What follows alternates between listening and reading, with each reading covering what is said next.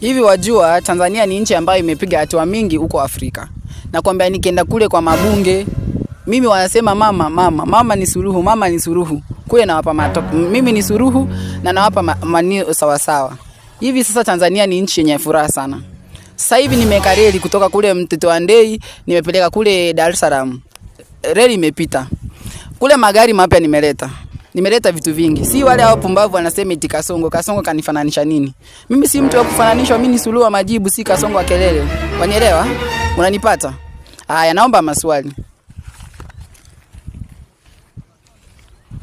Mama Samia Suluhu. Na Wakenya wauliza kidogo. Naomba kupaka grosi. Lipu ya chini.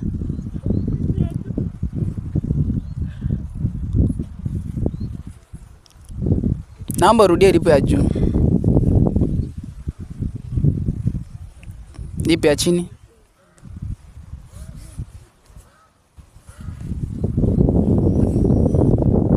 Asante. Unaweza endelea. Vile nilivyokuwa nasema, Wakenya wanauliza we mwenyewe hivi, Wanyesha. Unaweza waambia nini sasa?